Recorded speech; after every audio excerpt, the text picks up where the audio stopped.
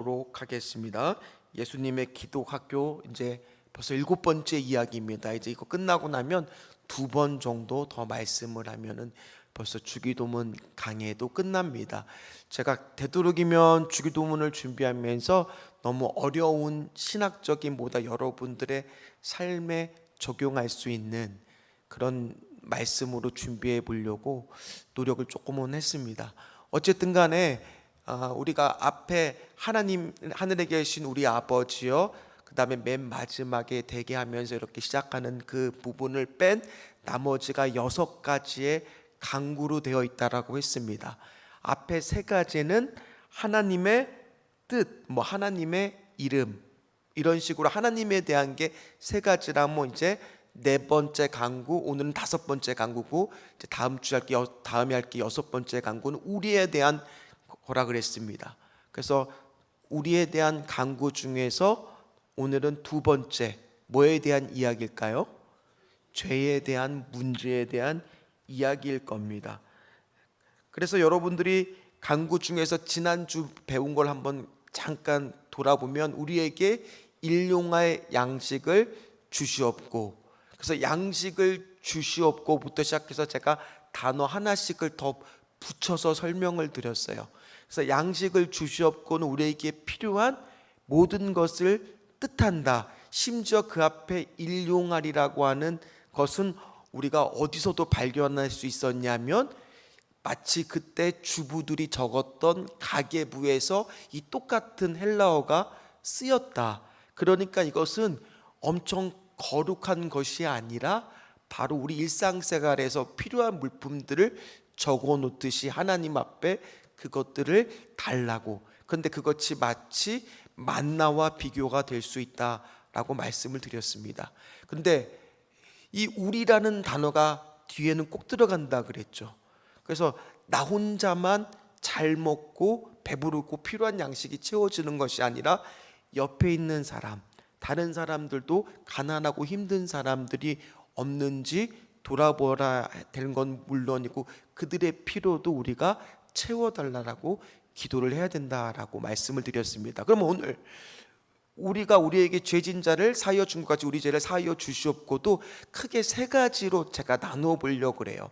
첫 번째는 뭐냐면 죄에 대해서, 그 2번째는 용서에 대해서, 3번째는 역시 이것도 우리가 들어가니까 우리라는 주제를 가지고 말씀을 차근차근 하나 살펴보려고 합니다. 첫 번째는 뭐라 그랬죠? 죄에 대한 거라 그랬습니다. 그럼 세상이 말하는 죄는 법을 어기는 거고 사회적인 통념이나 약속을 어기는 거지만 성경에서 말하는 죄는 뭘까요? 기준이 어디에 있겠어요? 하나님이 기준인 거죠. 하나님에 대해서 따르지 않는 모든 것, 그 모든 것이 다 뭐겠습니까? 죄가 될 수 있는 거죠. 근데 특별히 여기서 한 가지 흥미로운 점은 이제 이 주기도문이 마태복음하고 누가복음에 실려 있는데 누가복음에서는 이 헬라어가 정확히 죄라는 단어가 쓰이는데 마태복음에서는 빚이라고 하는 단어로 쓰여져 있어요. 그러니까 이 죄는 반드시 지었을 때 하나님이 어떻게든지 그거를 갚게 하신다는 뜻이에요. 그러니까 죄가 무서운 거죠. 하나님이 어떤 식으로든 그걸 우리로 하여금 갚게 만들어 주시는 빚이라는 걸로 마태는 그렇게 써 있다라는 겁니다. 특별히 하나님은 죄를 안 지은 사람이 있습니까? 없습니까? 물론 예수님은 죄를 안 지으셨죠. 그러나 예수님을 제외한 모든 사람은 어떻게 나와 있느냐? 로마서 3장 23절에 이렇게 나옵니다. 같이 읽도록 하겠습니다. 모든 사람이 죄를 범하였음에 하나님의 영광에 이르지 못하더니. 그런데 문제는 저희가 어렸을 때만 해도 부흥 강사나 이 목사님들이 죄에 대한 설교를 참 많이 했습니다. 그런데 최근에는 이 사람들이 죄에 대해서 얘기했을 때 거부감들이 요즘 젊은 사람들은 많다 보니까 강단에서 생각보다 죄에 대한 얘기들을 많이 못할 때가 많더라는 거예요. 왜냐 요즘 사람들은 죄, 회개, 죄책감 이런 단어들을 별로 좋아하지 않거든요. 왜냐하면 우리 MZ들한테, 우리 젊은 세대들한테 너가 죄인이야 그러면 뭐라 그러겠어? 내가 뭐 특별하게, 왜냐하면 그들의 기준은 하나님이 아니라 사회법상 법적으로 내가 뭐 특별히 잘못한 게 있으냐, 뭐 기껏해야 뭐 간단한 뭐 예를 들어서 쓰레기를 버렸다든지 이런 경범죄만 저질렀지 내가 무슨 중범죄를 저질렀냐, 이렇게 얘기를 하니까요. 그러나 아까도 얘기했듯이 죄는 누가 기준이에요? 하나님을 기준으로 해서, 그럼 그가 하나님을 안 믿었을 때 행하는 모든 것들은 다 뭐가 되겠어요? 죄가 되는 거죠. 하나님에게 반하는 행동은요. 자, 그래서 우리가 그러면 이 회개를 안 하고 살잖아요. 우리가 만약 주님을 믿는데도 우리가 회개를 안 하고 살면 어떤 일이 벌어지느냐?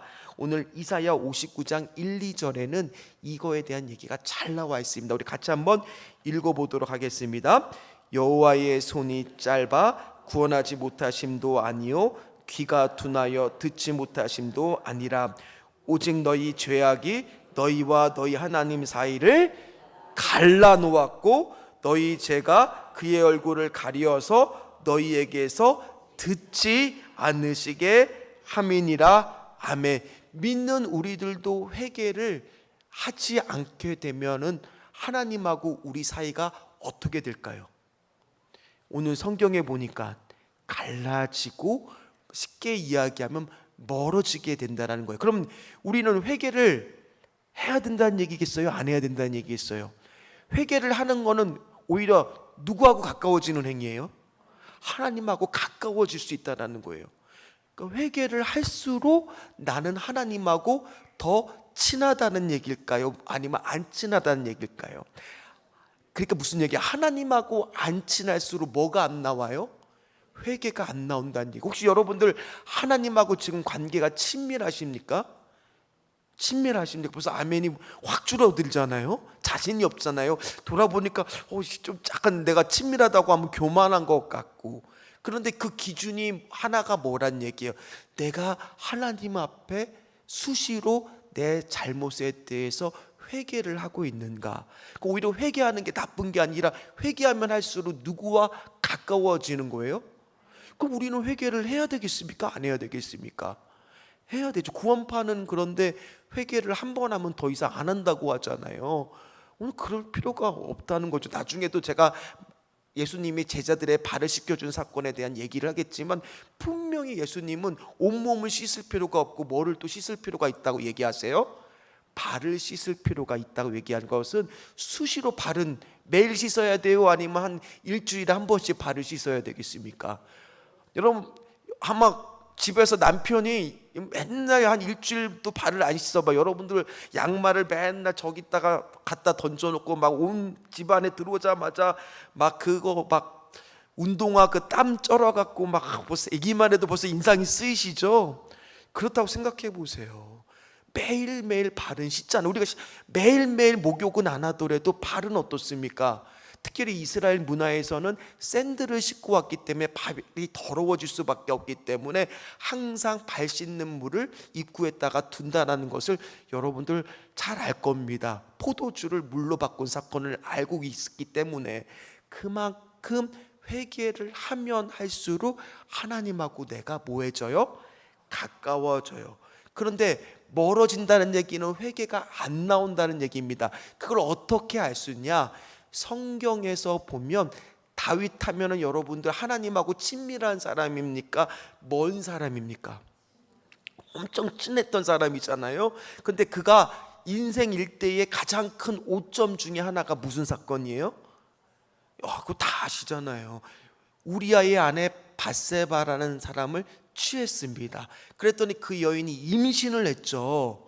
그런데 우리아를 어떻게 했어요? 불러서 어떻게 좀 무마시키려고 했는데 우리아가 충성스러운 부하라 전쟁 중에 있으니 자기는 부인하고 동침하지 않겠다고 딱 지부에도 안 가고 거기서 자는 거예요.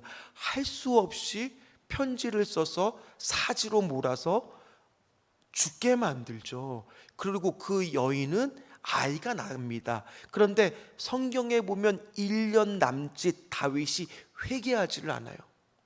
다윗은 어떻게 생각했느냐? 내가 왕이니까, 내가 그동안 너무 정무에 많이 시달리고 애쓰고 수고했으니까 이 정도는 할 수 있지. 그 당시에 왕은 절대적인 권력이잖아요. 왕 말이 꼭 뭐예요? 법이잖아요. 그래서 여러분들 궁에 옛날에 나왔을 때 그 보셨어요? 누가 기침을 하였는가? 기억나시죠? 누가 마구니가 끼었네 하면서 바로 기침했다고 그냥 그 사람 그 자리에서 바로 죽여버리잖아요. 그만큼 절대적인 권력의 사람이니까 이 다윗은 생각하기에 뭐 이 정도는 왕이면 할 수 있겠지라고 생각을 한 겁니다. 그러니 회개하지 않고 있으니 하나님과의 그 1년 동안의 관계는 어땠을까요? 성경에 보면은 그 기간 동안에 특별히 저기가 없다고 기록된 게 없어요. 뭔가 다윗이 그만큼 하나님과의 사이가 멀어져. 다윗 하면은 6걸음의 예배를 드렸던 사람이고, 그저 왕이 되자마자 처음에 어땠어요? 막 어떻게 하면 하나님의 성전을 지을까, 하나님의 궤를 모셔오고 싶고 막 이랬던 사람인데 그 기간 동안에 완전히 나태해 버린 거죠. 믿음의 사람도 그럴 수 있다는 겁니다. 뭐를 하지 않으면? 회개하지 않으면. 그랬더니 나단 선지자가 와서 왕한테 한 예화를 들려주죠. 뭐냐면 부자는 소와 양이 많고 이 가난한 자는 암양 새끼 하나가 있는데, 이 손님을 대접하는데 이 부자가 이 가난한 자의 암양 새끼 딸처럼 키웠어요. 그거를 잡아다가 대접을 했는데 이거 어떻게 하면 좋겠습니까 했을 때 다윗 왕이 화를 버럭 내면서 이렇게 나쁜 놈이 어딨냐, 그 놈을 당장 잡아다가 혼쭐을 내리라 했더니 나단 선지자가 그 사람이 바로 왕입니다 라고 했을 때 다윗이 번쩍 정신을 차리죠. 그러면서 쓴 시편이 뭐냐면 시편 51편입니다. 시편 51편에 보면 어떻게 나와 있느냐, 11절 말씀에 보면 다윗이 그렇게 하나님 앞에서 회개하기 시작할 때 첫 번째 두려웠던 게 뭔지가 딱 드러납니다. 11절 말씀을 같이 읽도록 하겠습니다. 나를 주 앞에서 쫓아내시고 마시며 주의 성령을 내게서 거두지 마소서. 아멘. 그러니까 다윗이 두려워하는 게 뭐예요? 하나님하고 나하고 멀어진 거 아닌가 이제 번뜩 깨달은 거죠. 우리도 마찬가지입니다. 오늘 예배를 드리는데 아까 우리가 그 목마른 내용을 막 부르고 있는데 제가 여러분들의 얼굴을 유심히 봤어요. 분명히 가사는 3절 가사가 뭐였더라? 뭐 은혜에 뭐 그런 막 은혜 내게 뭐 주시옵소서, 갑자기 생각이 다 안 나는데 막 그런 얼마나 가사가 막 은혜로운데 여러분들 표정은 다 은혜. 아이고 그냥 얼마나 세상 근심을 다 지고 사는지 제가 너무 안타깝더라고요.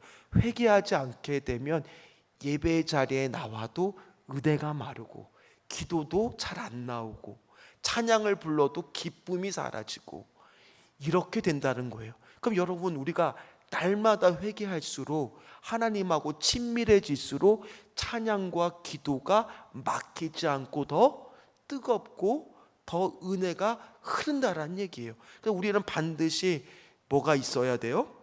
회개가 있어야 된다는 겁니다. 그래서 다윗은 그게 두려운 거예요. 내가 하나님 사이가 멀어졌구나. 그래서 다윗이 그래도 잘하는 점, 그래도 우리가 본받을 점은 다윗도 우리랑 똑같이 죄는 지지만 뭐를 잘했어요? 회개를, 참된 회개를 잘했다는 거예요. 그래서 오늘 시편 51편 1절에서 3절에 보면 자신의 죄를 철저하게 이야기합니다. 내가 어떤 존재인지를 이야기합니다. 같이 읽도록 하겠습니다. 하나님이여 주의 인자를 따라 내게 은혜를 베푸시며 주의 많은 긍휼을 따라 내 죄악을 지워주소서. 나의 죄악을 맑게 씻으시며 나의 죄를 깨끗이 제하소서. 물은 나는 내 죄가를 아오니 내 죄가 항상 내 앞에 있나이다. 아멘. 내가 철저하게 죄인이구나를 하나님 앞에 깨닫게 됩니다. 그래서 그거를 시편 51편에서 철저하게 하나님, 내가 보니까 이제 깨달았습니다. 내가 하나님하고 관계가, 회개하지 않았을 때는 내가 못 깨달았는데 회개하고 나니까 내 죄가 철저하게 깨닫게 됩니다 라고 고백을 하고 있다라는 거예요. 그렇기 때문에 이런 사람들은요, 교회에서 신앙생활도 어떻게 하느냐, 오늘 갈라디아서 6장 1절처럼 신앙생활을 합니다. 같이 말씀을 한번 읽도록 하겠습니다. 형제들아, 사람이 만일 무슨 범죄한 일이 드러나거든 신령한 너희는 온유한 심령으로 그러한 자를 바로잡고 너 자신을 살펴보아 너도 시험을 받을까 두려워하라. 아멘. 우리가 매일 주님 앞에서 혹시 내가 주님과 멀어진 것은 없는지, 죄를 진 것은 없는지 회개 기도하면서 하나님하고 가까워질수록 그런 사람은 어떤 사람이 되느냐? 다른 사람의 실수와 연약한 모습을 보고 판단하고 정죄하기보다는 오늘 갈라디아서 6장 1절처럼 어떻게 되기가 쉬워요? 어떻게 되는 게 정상이에요? 내가 그렇게 될 수도 있구나라는 생각을 하고 스스로 조심하게 되고, 그 다음에 그렇게 똑같이 당할 수도 있다는 것을 그렇게 안다라는 거예요. 그러니까 자, 교회에서 이렇게 회개를 하는 사람들은 어떠냐? 주변에 사람들이 모일까요? 안 모일까요? 자, 회개하는 사람은 뒷담화를 하지 않아요. 여러분들이 이제 물론 우리가 개인적으로 모였을 때 다른 사람 얘기하면 통쾌할 때가 있어요, 없어요? 있죠. 왜 없겠어요. 아이고, 알고 보니까 김건준 목사, 아이고 요즘에 이거 알고 또 잘 안 잠기고, 아이고 참 요즘에 좀 이렇게 얘기하고 그러면 자기들끼리 막 웃고 막 재미가 있죠. 그런데 그런 사람들의 특징은 뭐냐? 회개가 없는 사람이라는 거예요. 회개하는 사람은 남 얘기하기보다는 무슨 얘기를 하기 급급해요? 내가 하나님 앞에 혹시나 오늘 범죄한 것은 없는지 회개하면서 나를 보기 시작한다라는 거예요. 그럼 그 사람 주변에는 여러분 어떤 사람한테 가까이 가고 싶겠어요? 겸손하면서 나 자신에 대해서 회개하면서 그런 사람한테 가까이 가겠어요? 아니면 남 얘기를 좋아하는 사람을 가까이 하시겠어요? 남 얘기 좋아하는 사람 재미는 있지만 돌아보면 혹시 3명 중에서 1명 화장실 가면 내 얘기하고 있는 거 아니야? 그런 두려움과 불안감이 생기잖아요. 근데 이 사람은 절대로 남 얘기를 하지 않겠구나, 이런 마음이 든다라는 얘기예요. 그래서 오늘도 다윗도 뭐라고 고백하느냐? 시편 51편 4절에 보면 뭐라고 말씀이 시작하냐면 내가 주께만 범죄하였사오니. 누구한테만 범죄하였사오니? 주께만. 근데 이게 오해하면 안 돼요. 내가 밧세바한테, 우리한테 범죄를 안 했다는 게 아니라 내 죄가 결국에는 누구를 바라보니까 죄라는 것을 알았다는 거예요.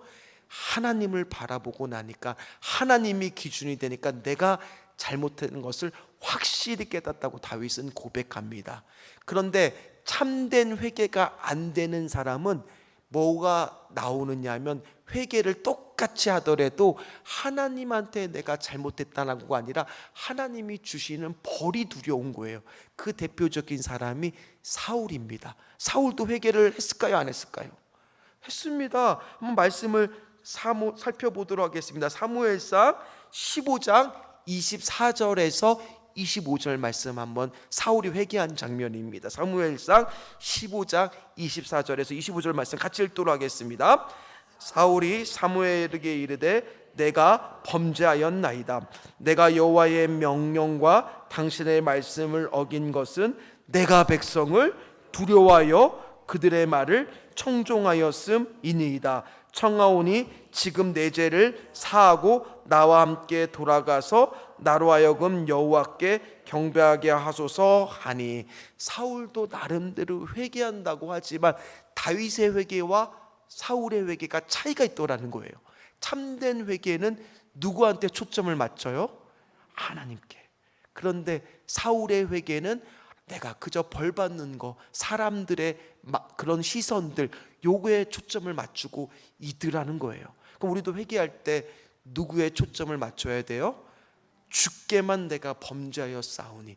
하나님께 초점을 맞췄을 때 또 다윗은 어떻게 되느냐? 자, 밧세바와 사이에서 난 아들이 있었습니다. 근데 그 아들이 아팠습니다. 다윗이 금식을 하면서 그 아들을 낳게 해달라고 기도했는데 그 아들 어떻게 돼요? 하나님이 데려가시죠. 그런데 신하들이 차마 그 사실을 처음에 다윗한테 알려줄 수가 없는 거예요. 왜냐하면 왕이 갑자기 지금도 저 아들을 위해서 저렇게 금식하면서 기도하고 있는데 죽었다라는 얘기를 들으면 충격이 커서 혹시나 잘못되지 않을까 걱정돼서 한동안 알리지 않고 있다가 알게 됩니다. 그랬더니 다윗이 어떻게 행동을 해요? 금식을 다 거치고 위관을 정제한 다음에 다시 왕의 정무를 보기 시작을 하죠. 그러면 사람들이 궁금했죠. 아니 어떻게 그럴 수가 있습니까? 그때 사무엘하 12장 23절처럼 다윗이 얘기하다라는 겁니다. 같이 읽도록 하겠습니다. 지금은 죽었으니 내가 어찌 금식하랴?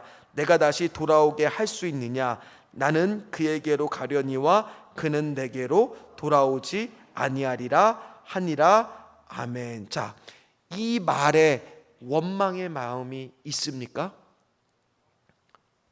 원망의 마음이 있어요?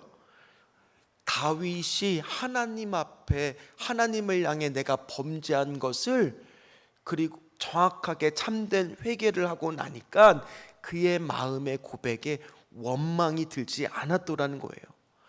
만약에 참된 회개가 안 됐다라면 아이고 어떻게 우리 아들을 데려갈 수가 있습니까? 하나님 너무한 거 아닙니까? 라는 고백이 나오겠지만 오늘 다윗의 이 고백 안에는 뭐가 숨겨져 있느냐? 내가 그에게 가려니와. 이게 뭐겠어요? 그 아이는 어디 갔다고 믿고 있어요? 천국에 가면 나도 나중에 죽으면 그 아이를 만나게 될 거라는 그런 마음이 그 안에 있더라는 거예요. 그래서 나는 하나님과의 관계는 잃지만 않으면, 내가 하나님하고 회개하면서 그 친밀성을 잃지만 않으면 결국 잃어버린 아들도 나중에 다시 보게 될 거라는 믿음이 그 안에 있었던 거예요. 그러기 때문에 참된 회개를 하는 자는 하나님과 친밀해질 수밖에 없습니다. 자, 여기까지 여러분들 잘 이해를 하셨습니다. 죄에 대한 얘기, 회개에 대한 얘기를 했습니다. 이제 두 번째입니다. 자, 두 번째 같이 읽겠습니다.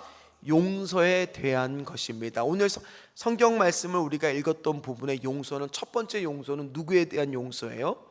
다시 한번 본문을 여러분들이 잊었을 것 같아서 읽어보도록 하겠습니다. 우리가 우리에게 죄 지은 자를 사하여 준 것 같이 우리 죄를 사하여 주옵시고. 용서는 두 가지가 있을 겁니다. 하나는 나도 용서를 받아야 되지만 내가 누군가도 용서를 해야 될 겁니다.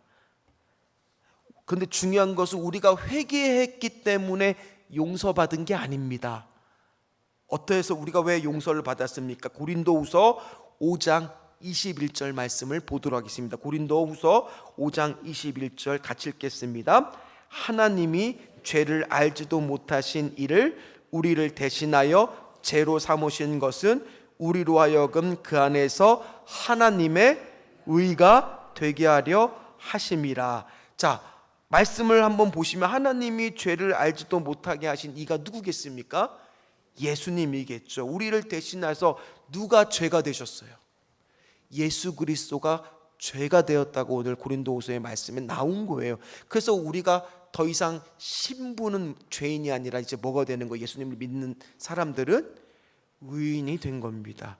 그래서 이렇게 기도할 때가 있습니다. 우리가 너무 죄인 되셔서, 사실은 엄격하게 얘기하면 우리는 이제 더 이상 죄인의 신분은 아니에요. 뭐예요, 여러분들이? 여러분들의 행위가 잘해서 의인이 아니라 여러분들이 예수님을 믿음으로 인해서 여러분들의 죄를 누가 다 가져가시는 거예요. 예수님이 가져가니까 우리는 죄인이 아니라 이제 뭘로 바뀌어요? 신분이 의인으로 바뀝니다. 물론 그런데 우리는 현실에서 죄는 져요, 안 져요? 져요. 지지만 우리의 신분은 변함이 없이 의인인 겁니다. 그럼 우리는 왜 죄를 지느냐?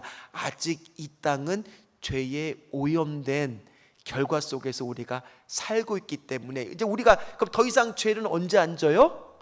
예수님께서 재림하여 오시면 우리가 완전하게 영화롭게 되면 더 이상 우리는 죄를 지을 필요가 없는 존재가 되어버립니다. 그러나 그때까지 우리의 신분은 뭐예요? 이제 더 이상 죄인이 아니라 여러분들은 의인입니다. 그러니까 여러분들이 기도하실 때 이 죄인 같은 이렇게 더 이상 하지 않으셔도 됩니다. 제가 아직은 죄를 지을 수밖에 없는 연약한 존재지만 그래도 주님의 은혜로 이렇게 의인이 되게 해주시니 감사합니다. 이렇게 바꾸시면 되는 거예요. 이해가 조금 되셨는지 모르겠습니다. 여러분들은 다 용서를 받은 겁니다. 그럼에도 불구하고 회개는 필요하다 그랬어요. 그 비유가 바로 뭐라 그랬어요? 예수님이 돌아가시기 그 직전 제자들의 발을 씻기신 사건이라 그랬죠. 요한복음 13장 10절 말씀을 한번 같이 읽도록 하겠습니다. 예수께서 이르시되 이미 온몸이 깨끗하니라 너희가 깨끗하나 다는 아니니라 하시니, 온몸을 다 씻는 행위는 뭐겠어요?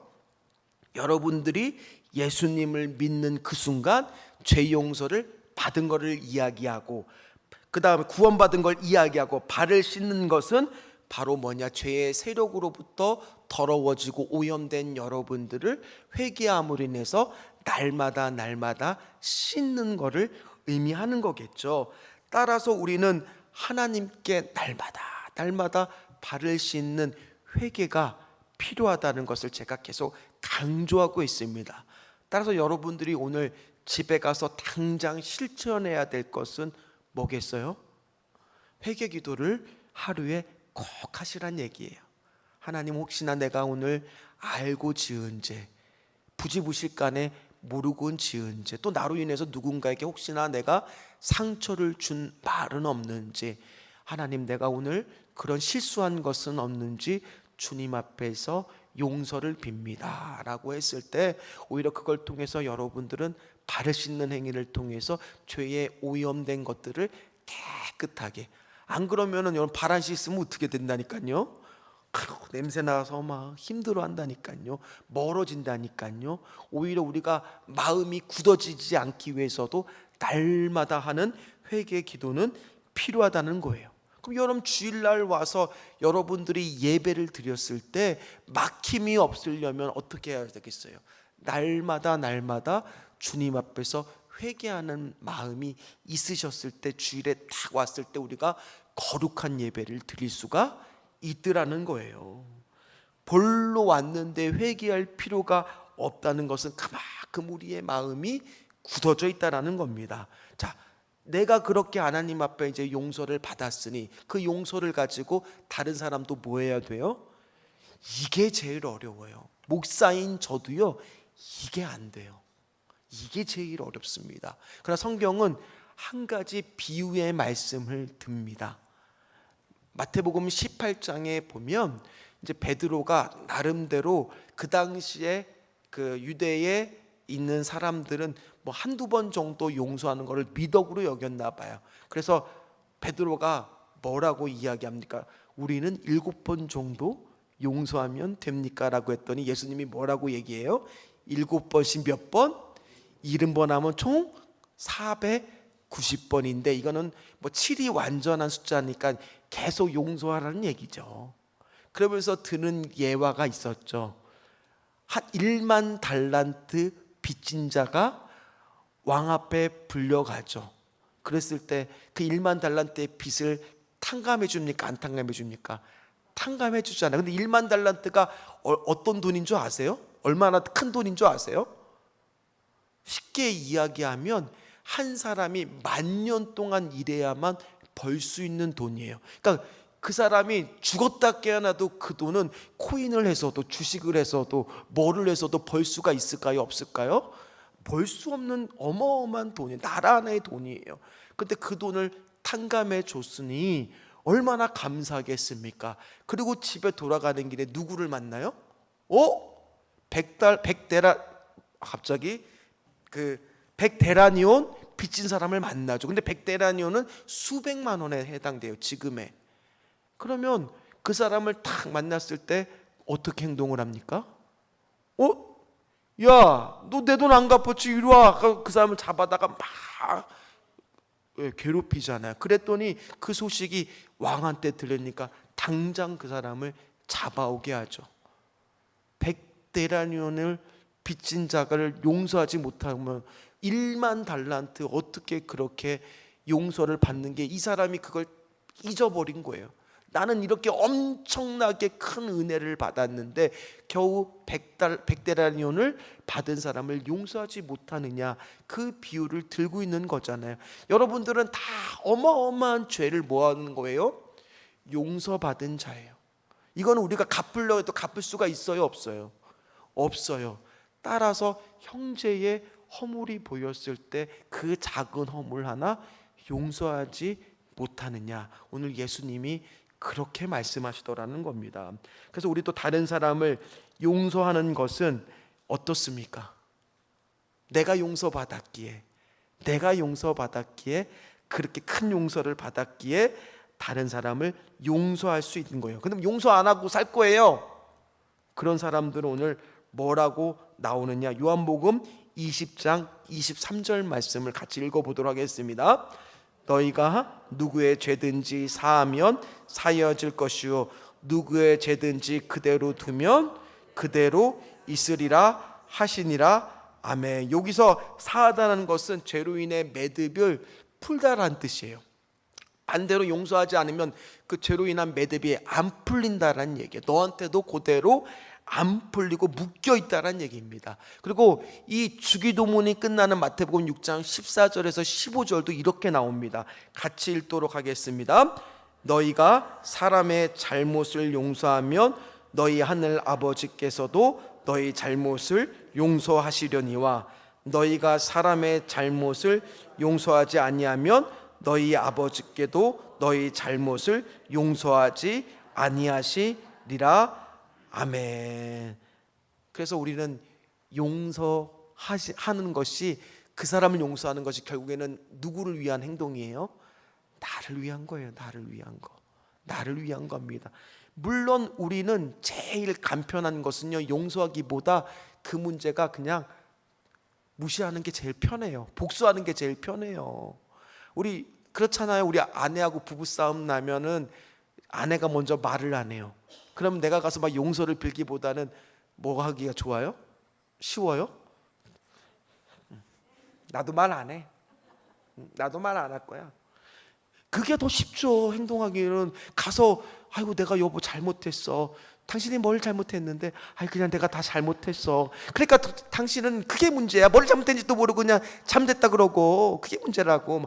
이렇게 되면은 이게 더 힘들잖아요. 그럼에도 불구하고 우리는 용서하는 것이 필요하다는 겁니다. 왜냐? 그리고 주님은 용서해 주셨을 때 이런 용서는 용서가 아니에요. 다 우리 부부끼리도 용서했다 그래. 그럼 1년 있다가 여보 작년 그때는 왜 그랬어? 그건 용서가 아니에요. 주님은 용서하실 때 죄책감까지 다 해결해 줍니다. 베드로가 예수님을 3번 부인했을 때 사건을 여러분 기억하실 겁니다. 그랬을 때 베드로는 그에 대한 죄를 지은 거에 대한 죄책감까지 있다 보니까 예수님이 부활했다는 소식을 들음에도 불구하고 어디로 가버려요? 자신의 고향으로 돌아가 버리죠. 업으로 포기하고. 왜요? 예수님을 볼 면목이 없는 거예요. 죄책감 때문에. 내가 3번 부인 안 하겠다고, 내가 그런 사람이 어디 있냐고, 나는 알고 올 거라고. 그런데 자기가 그렇게 자신했다가 부인하고 나니까 죄책감에 시달려 버리니까 도대체 예수님 볼 날이 없어요. 그리고 예수님이 다 찾아오시잖아요. 근데 그때 마치 영화의 오마주, 예수님이 처음으로 베드로를 불렀던, 콜링 정확하게 부르셨던 그 장면처럼 고기가 안 잡히잖아요. 그랬더니만 또 고기를 오른편에 금을 던져서 잡게 하신 다음에 그 고기를 구워주시고 떡을 잘 먹이신 다음에 물어보죠. 네가 나를 사랑하느냐? 그걸 몇 번 물어봐요? 3번 부인하듯이 3번. 해서 그의 죄책감을 깨끗하게 해결해 줍니다. 또 가늠하다 잡힌 여인도 있었습니다. 사람들이 다 돌로 치려서 제자 죽여야 돼, 죽여야 돼. 그랬을 때 예수님이 딱 쓰시죠. 뭐라고 써요? 죄 없는 자 그 여인을 돌로 치라. 자, 요한복음 8장 7절 말씀입니다. 같이 요한복음 8장 7절 말씀 읽어봅니다. 그들이 묻기를 맞이 아니한 자 이에 일어나 이르시되 너희 중에 죄 없는 자가 먼저 돌로 치라 하시고. 그런데 그 얘기를 딱 하니까 사람들이 다 돌을 하나씩 다 찔리니까 다 내려놓고 떠나니까 예수님이 그 여인한테 11절처럼 이야기를 합니다. 자, 같이 읽겠습니다. 대답하여 주여 없나이다. 예수께서 이르시되 나도 너를 정죄하지 아니하노니 가서 다시는 죄를 범하지 말라 하시니라. 아멘. 이 11절 말씀이 중요합니다. 만약 예수님이 11절 말씀을 안 하고 딱 그렇게만 하고 거기서 딱 사라졌다고 해봐요. 그럼 이 여인은 물론 그 위기는 건졌어요. 목숨은 건졌어요. 그러나 평생 어떤 마음이 그 안에 있겠어요? 나는 돌 맞아도 죽어도 싼 년, 이런 표현 써서 죄송합니다. 너무 좀 격한 표현을 쓴 거라서 어쨌든 그렇게 평생 죄책감을 안고 살았겠죠. 이미 사람들한테 들켜서 손가락질 다 받았던 그런 사람. 그런데 예수님이 11절 말씀을 해준 거는 그 안에 다 뭐까지 해결해 주시는 거예요? 용서 안에는 뭐도 들어가 있다? 죄책감의 문제까지도 해결해 주시더라는 거예요. 나도 너를 용서하거니와 다시는 가서 그러한 죄를 범하지 말라.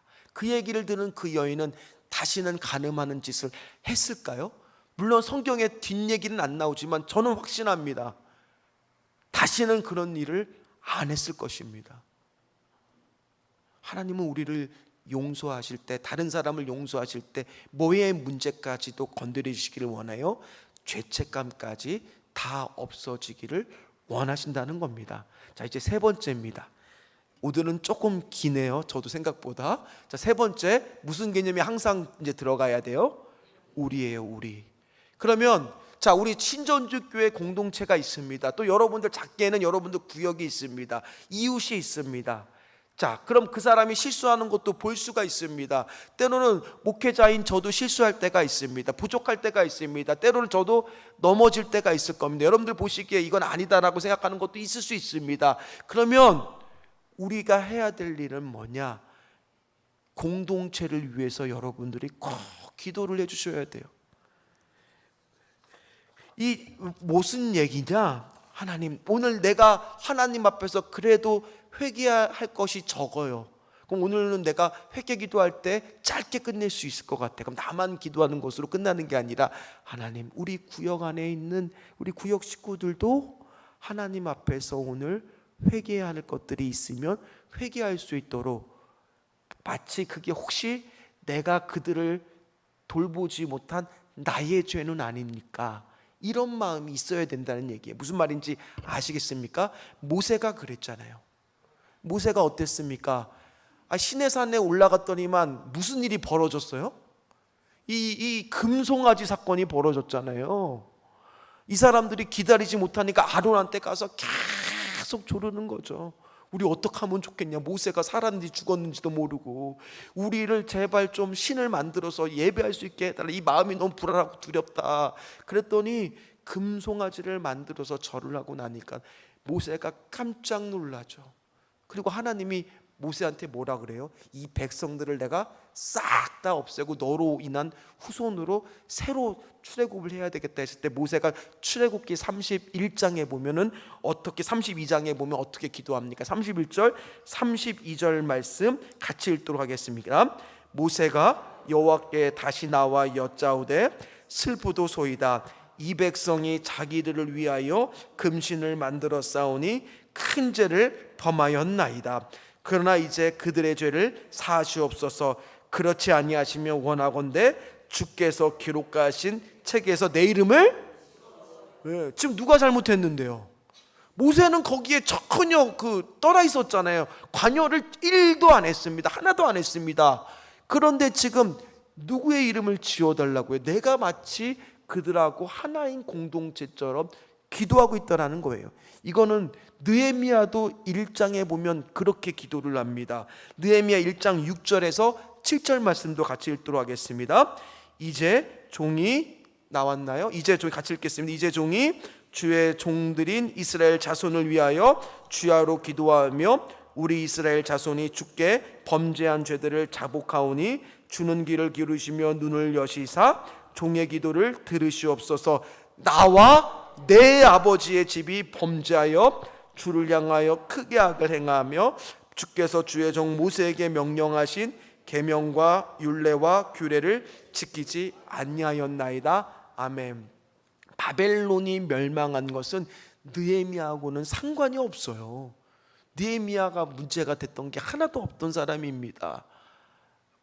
왜 남유다가 멸망했습니까? 하나님의 말씀을 따르지 않았을 때 느헤미야는 그때는 자기는 이미 그 시대가 끝난 뒤에 사람입니다. 그럼에도 불구하고 나와 내 집안이 하나님께 뭐 했다고 얘기해요? 범죄했다라고 얘기해요. 자, 그러면 우리 신전주 교회 안에서도 혹 누가 잘못을 했으면 다 그 사람을 막 이렇게 하는 게 아니라 그 사람 죄가 마치 누구의 죄처럼, 내 죄처럼 하나님 앞에 기도하는 것이 성경대로예요. 그런데 우리는 뭐 하기 쉬워요? 우리는 다 돌로 가지고 치고 싶어요. 어떡하든지. 그러면서 나라고 그 사람은 자꾸 따로 생각해요. 분리해서. 그래서 내가 더 깨끗한 척하기가 딱 쉽다라는 겁니다. 오늘 성경은 그러지 말라고 이야기합니다. 뭐라고 이야기합니까? 우리라는 제목. 그래서 오늘 성경은 우리의 죄를 사하여 주옵시고라는 기도가 필요하다고 이야기를 하는 거예요. 그래서 여러분들이 주기도문 외울 때 제발 주문 외우듯이, 젊은 사람들의 표현으로 하면 랩하듯이 빨리 하는 게 아니라 천천히 그 의미를 곱씹어 보십시오. 하나님은 오늘 왜 이 기도를 가르쳐 주셨을까요? 우리 공동체 안에 무슨 기도가 있기를 필요하시니까요. 회개 기도가 있기를 필요하시고, 특별히 공동체를 위한 회개 기도를 필요하시기 때문에 이 기도를 예수님이 가르쳐 주고 있는 거라는 겁니다. 말씀을 마무리하겠습니다. 우리 오늘 첫 번째 죄에 대해서 배웠습니다. 그러면서 회개에 대한 내용도 같이 배웠고요. 두 번째 뭐에 대해서 배웠죠? 용서에 대해서 배웠습니다. 나 자신의 용서받은 것도 있지만 다른 사람을 용서해야 된다는 것도 배웠습니다. 그리고 회개 기도는 나하고 하나님하고 더 친밀해지는 시간입니다. 그리고 회개 기도할 때 나뿐만 아니라 세 번째 뭐의 개념이 꼭 들어가야 돼요? 우리 여러분들이 집에서 그럼 회개 기도할 때 하나님 꼭 교회를 위해서, 더 나아가서 기도의 영역이 넓어지시는 분은 이 나라를 위해서, 이 민족을 위해서, 혹시 우리 민족이 지금 사실은 그렇잖아요. 우리가 너무 많이 하나님을 떠나서 세상적으로 지금 흘러가고 있는 이 시대잖아요. 이 시대를 보면서 기도하는 것도 우리의 죄를 사하여 주옵시고에 마치 뇌제처럼 기도하는 것 중에 하나라는 거예요. 그게 하나님의 말씀이라는 거고 주님이 가르쳐 주신 기도라는 겁니다. 그래서 다른 사람 볼 것 없이 내가 하나님하고 더 친해지시면 돼요. 다른 사람 거 볼 것 없이 내가 오늘 하나님하고 회개하면서 더 가까이 가겠습니다.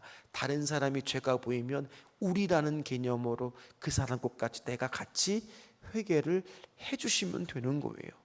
그렇게 되면 하나님이 우리 신전주 교회를 보실 때마다, 여러분들을 볼 때마다 얼마나 특별히 예수님이 내가 가르쳐 주신 기도대로 이렇게 잘 행하고 있으니, 말씀대로 행하고 있으니 얼마나 감사하겠느냐라는 마음이 드실 줄 믿습니다. 그래서 여러분들 오늘 이 5번째 강구를 꼭 하라는 얘기예요. 꼭 하셔서 그렇게 은혜롭게 신앙생활 하시는 저와 여러분들 되시기를 주의 이름으로 축원합니다. 기도하겠습니다.